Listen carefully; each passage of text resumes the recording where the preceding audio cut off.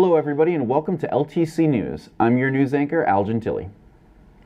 Voters going to the polls on November 8th will be asked to vote on 4 statewide ballot questions. Question 2 on expanding charter schools will likely affect Lowell, so LTC News wanted to provide a little more information to help voters decide. Wendy Blom, LTC Executive Director, spoke to activists on both sides of the issue. First, we hear from Darcy Boyer, a Lowell parent of a public school child who believes that public schools will suffer if charter schools are allowed unlimited expansion. I'm a parent in the Lowell Public Schools. My son is in 1st grade, so we have quite a ways to go, and I'm really concerned about the impact of this ballot question on the schools in Lowell and also across the state. Why would it affect the schools negatively? Well, let me just start by saying that this ballot question itself is not an initiative or a referendum on charter schools, number one. This is simply saying that we can't afford to lift the cap so that 12 new charter schools can open every year forever. There's no limit. The other important question here is that this is an unfunded mandate. So we keep hearing that this is not going to impact the local school district, but that's simply not true. I mean, if we listened to the City Council a couple weeks ago when the city auditor made the report, they clearly know that this will drain funding from our public schools, and that means that there are services, classes, curriculum that could be cut from our schools. If the money is moving with the children to charter schools, there are fewer children to educate in the public schools. So explain how that balance works. Well, let's say that maybe 1 or 2 children leave from one classroom.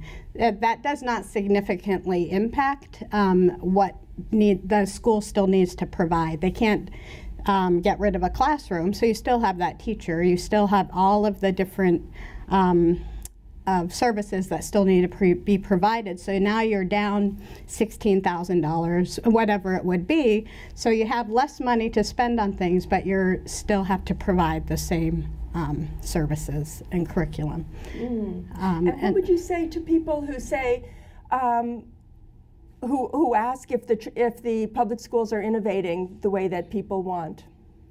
I would say that that's a different question than this ballot question, and I definitely believe that we need to be having a conversation about public education and what we're offering and how federal policy is impacting what we can do here and how our budget, that the foundation budget at the Massachusetts level, is impacting what we're able to do. I'd say that that's separate from this question. I think that public schools can innovate, but there are lots of mandates and restrictions currently under federal policy that make it challenging to do that. And when we're not even funded adequately as it is, then just providing what we can is, what we do is amazing. But it's a conversation we need to have. And I hope we keep having it. I want to just say that real quick.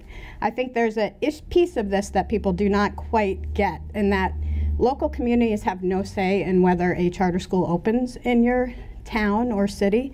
That decision is not with the school committee, it's not with the city council, it's not with your state reps. It rests with DESE at the state level, and that is a commission that is appointed by the governor. So there's no public accountability. Charter schools are also not accountable to the public. It takes public money, but there's no oversight at the public level. And for me, I think that is a concern. Well, thank you very much for filling us in on some of the things about this ballot issue.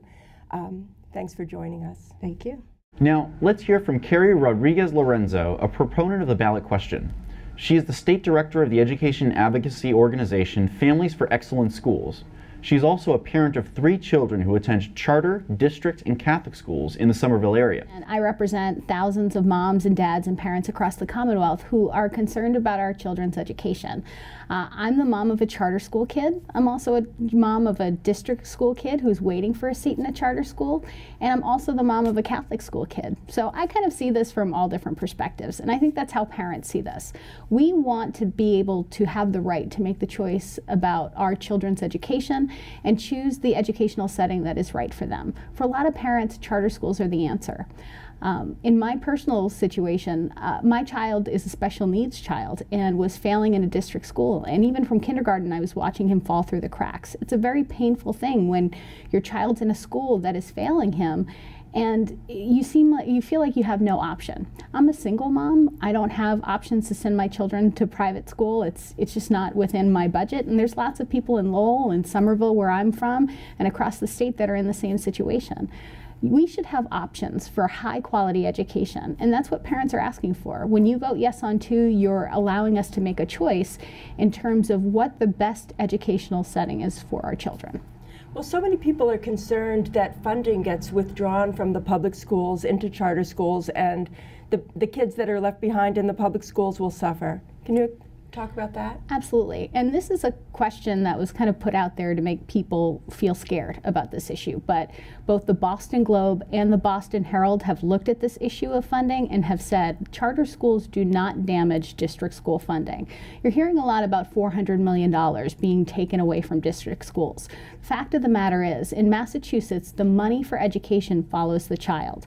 So when a child leaves a district school and goes to a charter school, that money follows. The district is then reimbursed for 6 years, 225%, to make sure there's time to deal with the transition of losing that child.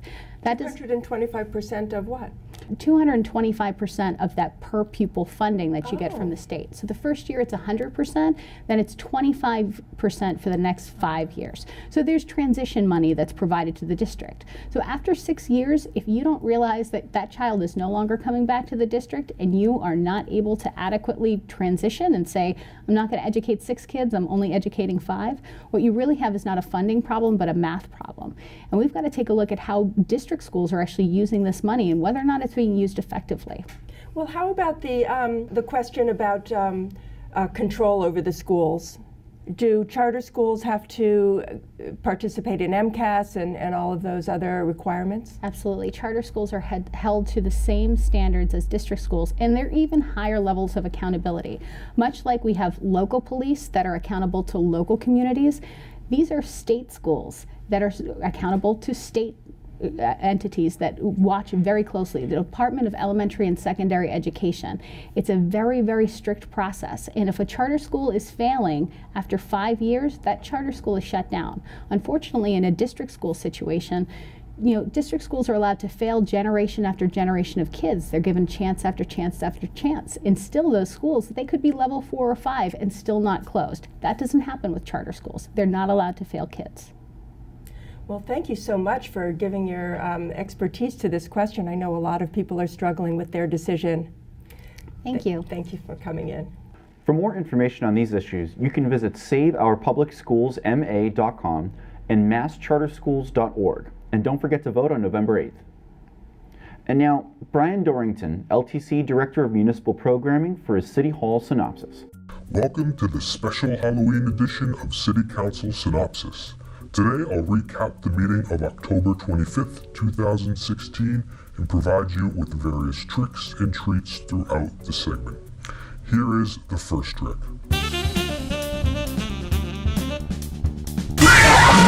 Okay, now it's time to get serious. Use your change for change. That's the slogan the city wants you to hear for the new initiative designed to curb panhandling. Rewind to last year when the ACLU challenged Lowell's ordinance that banned panhandling in the city. A federal judge sided with the ACLU, which resulted in the city's ban being struck down. The judge said that such a ban violated the First Amendment rights of those asking for money. The city, of course, disagreed with the ruling, but were forced to accept it and go back to the drawing board. Instead of prohibiting panhandling, the city is now focused on providing services for those in need by encouraging residents to give to local charities instead of panhandlers directly. The theory, of course, being if people in need are getting the services they require, they are less likely to ask for help through panhandling. The city manager said the program will involve a street campaign to inform would-be panhandlers where they can get the help they need. The city is also looking to turn old parking meters into donation stations. The council praised the program and voted 9-0 to implement it. Time for trick number 2.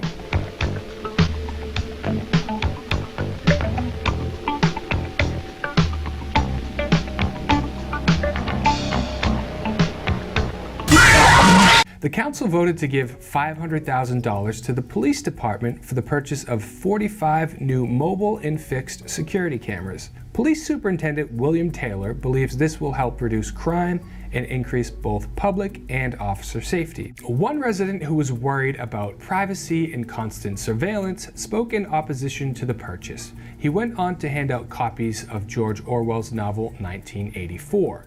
The novel is best known for being the inspiration behind the dystopian reality TV show Big Brother and its spin-off My Brother and Me. Both Councillor Elliott and Councillor Mercier said they are advocates of privacy rights, but they don't believe this project will infringe on citizens' right to privacy. In the end, all 9 councillors voted to approve the purchase. Well, that's all I have for you today. And remember, you can watch the meetings in their entirety at ltc.org and on LTC Channel 99. Be swell. On October 25th, members of the Cambodian community and local elected officials gathered to commemorate the 25th anniversary of the Paris Peace Agreement for Cambodia. It was a day of remembering the optimism of that time and also a time to discuss the current political problems that disturb many Cambodian Americans. Soben Pin of the Khmer Post brings us the story.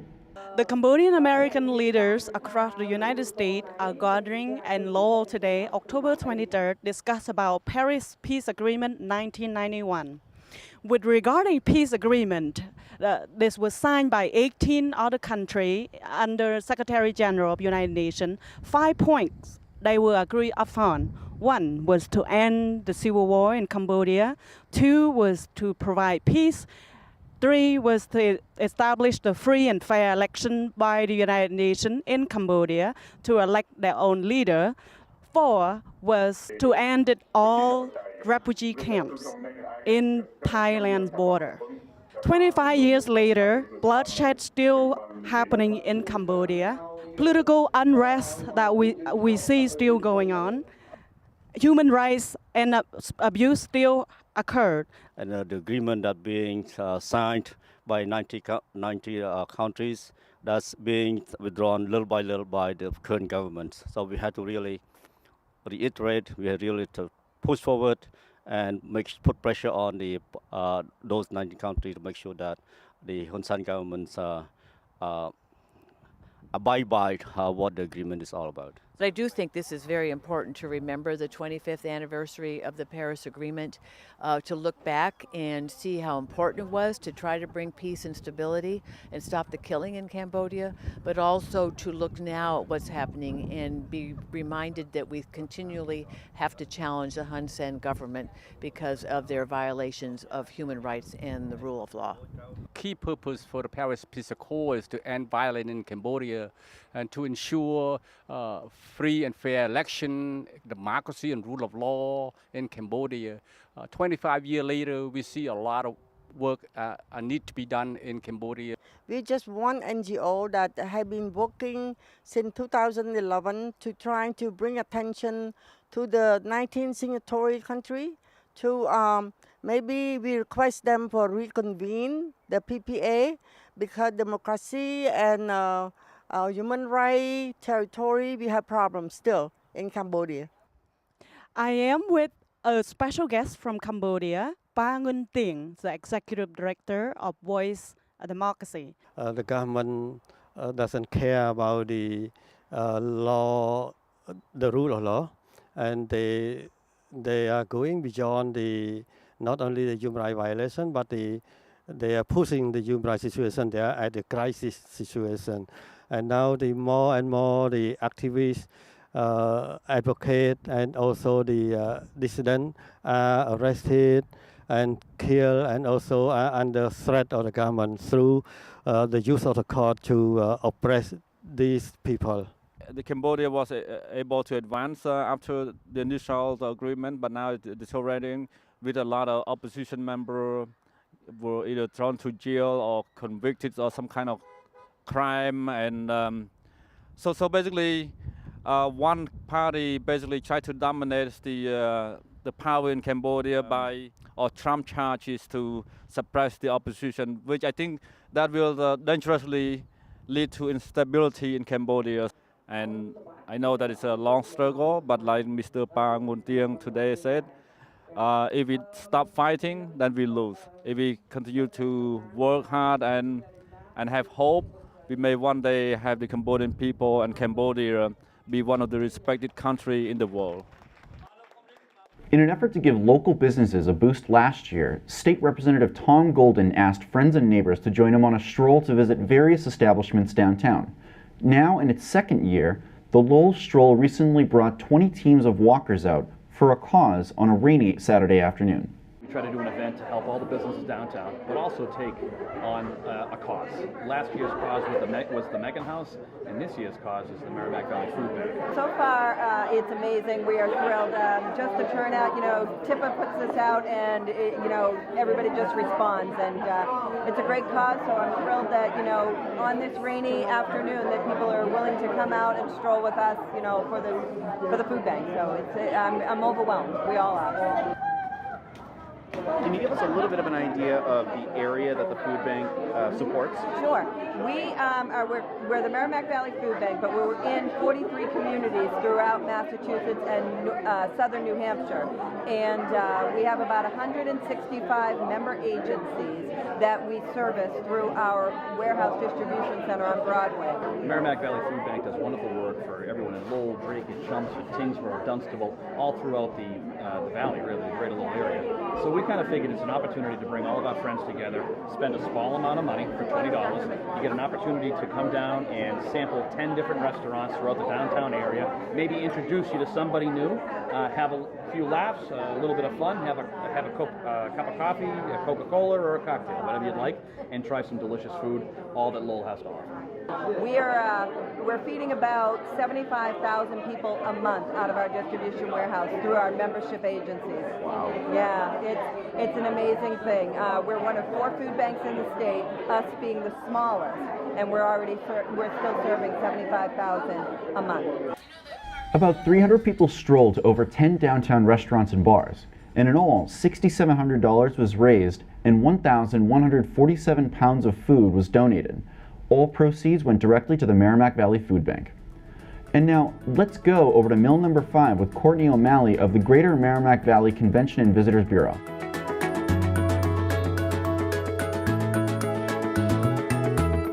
Good afternoon and welcome to Let's Go with the Greater Merrimack Valley. Today we're here at Mill number 5, which is located in downtown Lowell on the 4th floor at 250 Jackson Street.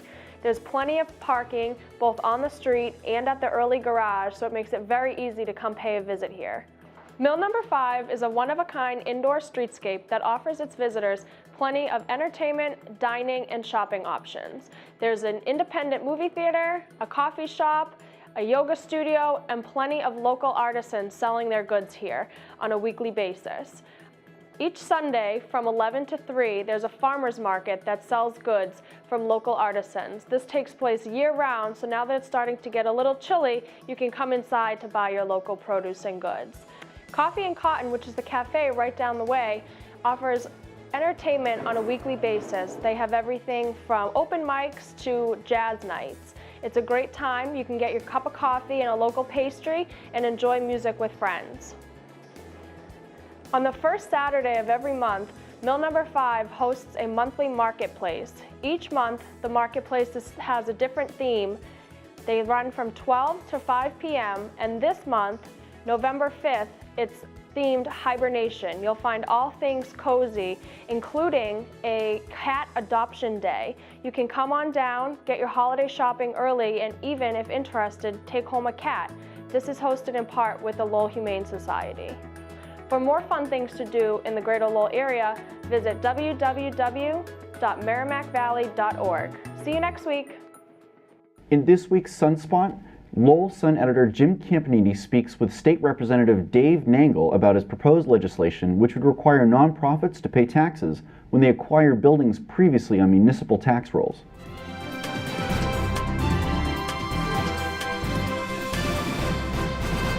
Hi, I'm Jim Campanini, the editor of The Sun, and welcome to this edition of SunSpot.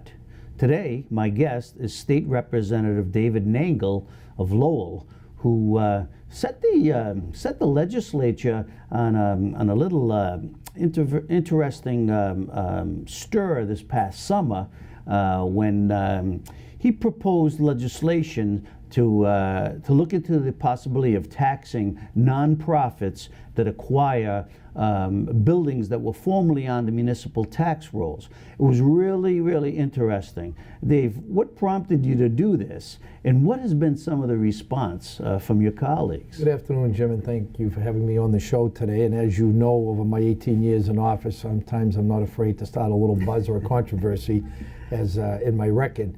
But basically what brought it to the forefront in my attention was right here in Lowell, the Perkins Mill Loft. And, you know, the city manager had just set his budget for the next fiscal year, and then 2 weeks later, he's got a $320,000 hole in his budget. So that was really what pretty much prompted me at that time. But then there was a couple of other buildings that the university is taking over. And I don't mean to single out the university. This is much bigger than the University of Lowell by all means. So I had a few discussions with a few colleagues, and it has just taken off a life of its own. I was talking to a colleague down in the Fall River area, and they had a parcel of property on the waterfront. You know, it's a struggling area down there, and land is valuable, and who's going to develop it? Well, a nonprofit went in and put in a $6 million building on the waterfront. So, you know, that land might have been more valuable to another developer that would have put a commercial property in there and would have reaped the benefits of the property tax. So it's been ongoing over the last 4, 5, 6 months now. Yeah. And what really, just to summarize, what brought this to the forefront, the Perkins Place was a private building that had been rehabbed, and there were over 400 tenants in there, and they were paying basically market rate rents. Correct. And the hole it created for the city's budget was $321,000 in annual taxes. And when that transferred to UMass Lowell, UMass Lowell being a nonprofit, they were no longer had to pay that tax revenue. So you're right. There was a hole, and as the Sun did some stories and investigated, there were more and more of these transactions. And you had as you looked into it, and your staff down at Beacon Hill, you also found some incredible numbers. There's right now presently, and these numbers, there's over 34,000 nonprofits here in Massachusetts, okay? And a study from 2011 showed that their assets were worth $233 billion. Wow. Now these are not just, these are universities, these are state colleges, these are healthcare partners, these are the nonprofits, the Boys and Girls Clubs, et cetera, et cetera. And I want to make that clear first, Jim, that that's not what this is about. I'm not out to hurt, as I say, the small guys, the Boys and Girls Clubs and the sober homes and the VFWs. They will be excluded from this bill, because when this comprehensive bill is finally done, I'd be willing to say that probably upwards of 95% of those nonprofits would end up being excluded based upon the regulations that I'm going to put in the bill. What I'm looking to do is I'm looking at the places where I personally think that there is a lot of not waste, but high salaries being paid, and that's okay. But do your fair share here in your individual cities and towns, and they should be paying something. And what I should have said at the onset as well is that, like that Perkins Mill, what I'm looking to do, just using that as an example, that building there's $320,000 that's gone, you know, just in the sign-in swoof of a pen. And what happens is, what I want to do is just simply down the road set up a sliding scale. So if that purchase were to happen and this bill became law and that purchase happened, they would pay 100% the first year, 75, then 50, and then 25. It's only a 4-year sliding scale. But I just think they need to do something. That way there, it gives that individual city or town time to regroup, reassess, and try to make up that problem, that shot hole that they're going to have. Gives them time. Now, in fairness to UMass Lowell, they ended up paying the first year, so the 2017 tax bill is covered. Right. But going forward, that's not going to be covered. And what was the process now for your legislation? And you know, you speak about that special criteria. So payroll might be one of the things that you look into. And were you surprised from some some of the reaction from some of your colleagues, because I was surprised when the Senate President, Stanley Rosenberg, visited the Sun. He basically said, this is something worth looking at. I thought that he would be, just uncharacteristic, just say, no, I'm not interested. But he says, yeah, this is a revenue problem for a lot of municipalities, and they're going to look into this. So they're serious about this. I was pleasantly surprised to hear the Senate President say that, because I was thinking along the same lines as you, Jim. I have met with Speaker DeLeo several times on this issue and his staff, and we're working not quietly, sort of quietly behind the scenes drafting a bill. But when I looked at this, there are potentially hundreds and hundreds of millions of dollars out there that are left on the table. That, I mean, what that could do for a town like Chelmsford, a city like Lowell, somewhere like anywhere, Drake, I'm just going in the greater Merrimack Valley, greater Lowell area. Potentially, there's a mindset there that those dollars that could come in, and if they want to designate them to a certain cause, whether it's education, roads, bridges, that's up to the individual cities and towns. But there's been a lot. I've received a lot of phone calls. I've received calls from New York and Virginia and Florida and all over the place, Texas. So this is a nationwide issue. Yeah. Oh yeah, and there's a couple of other areas. Connecticut is doing something as we speak. New Jersey is doing something. So, and again, it's going to have to do with, it's going to be, as I say, the larger ones. Those are the ones that are going to be in effect when the top, say, 10 salaries add up to a certain number. Those are the ones that we want to say, hey, look, you got to come to the table and do something with us. Now, they have existing properties, as you know, so we would look for them. They all do have pilot programs. I met with Mayor Marty Walsh a couple of months ago about it, and he would love to do something with this because he does have pilot programs, and I forget what the numbers were in Boston. I had researched it, and whatever the number was, X, they were getting nowhere near what they should have been getting. And these universities and hospitals and healthcare industries are saying that, okay, we'll participate, but then they never do at the end of the day. Well, even if this legislation doesn't come to fruition, it might push more of these high-end nonprofits into paying in lieu of tax programs. Now, I understand UMass Lowell and the city has entered into a master agreement. It looks like that's going to forward. That's a resolution to this, so they will be paying, and other nonprofits will. But when you go back now, when you report after the election to the State House, what do you start doing? Do you start crafting this legislation? Are you having people research it right now, the language and stuff? Is that what's going on? All of the above. We've been meeting with House Counsel. It's going to be a big comprehensive bill. The Speaker's office will have some input in it, as well as I'll meet with the revenue of the taxation committee, and just come up with it. So we've been working on it now for several different months, and I would say that probably by the beginning of December, early mid-December, that the actual bill will be filed. And of course, the process, Jim. What happens is we get sworn in next January, and the whole process starts all over. And then sometime early next year, probably March or April, there'll be a big hearing. You think you'll have a Senate co-signer? I hope so. I would hope that someone, would want to jump on board with it. I'm sure that there'll be a few that will want to come on board, but I know many House colleagues are just looking at this. My office is receiving more inquiries from different reps' offices and several senators' office asking where we're at, what the guidelines would be, and we're taking all the things that they're telling us as well. Okay, we're just closing in on our time frame. Just briefly, 10 seconds. Anything else that's on your plate going into the new session? Just trying to do everything I can for my city of Lowell and the town of Chelmsford. Good.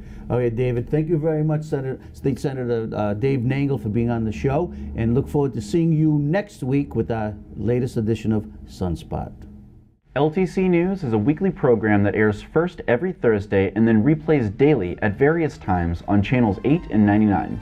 I'm Al Gentili, and be well.